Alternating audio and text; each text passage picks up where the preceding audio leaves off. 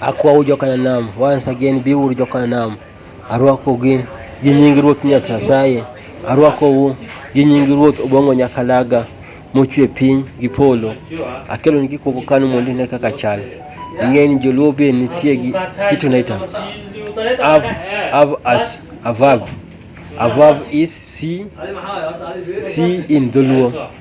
Have verb see in Dholuo. Ce in Dholuo. So it is used in the perfect past tense.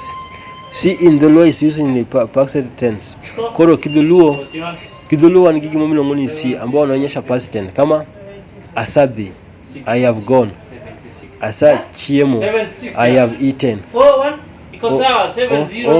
Osenendo. See, he, she eat as slept. Gise chiemo, they have eaten. Ase nindo, I have slept. Wase budho, we have stayed.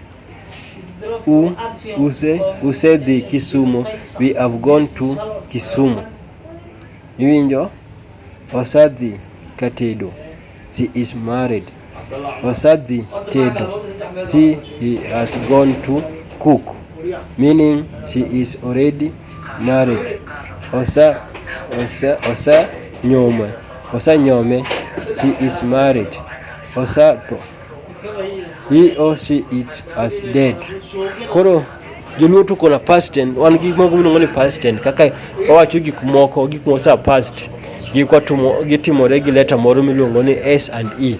S and E watumogo kamae. Mokwongo, asadhi, I have gone. Asadhi, I have gone. Asa chiemo, I have eaten. Ose nindo, he or she it has slept. Gisa chiemo, they have eaten. Asa nindo,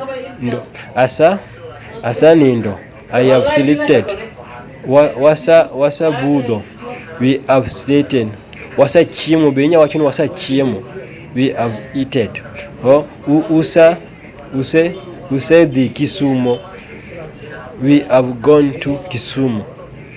Osadhi katedo, she has married. Osadhi tedo, he has married. And yeah, so Osadhi katedo, she is married. Osadhi tedo, he has gone to cook. Marrying, he is already married. Osenyome, is married. Osatho is dead.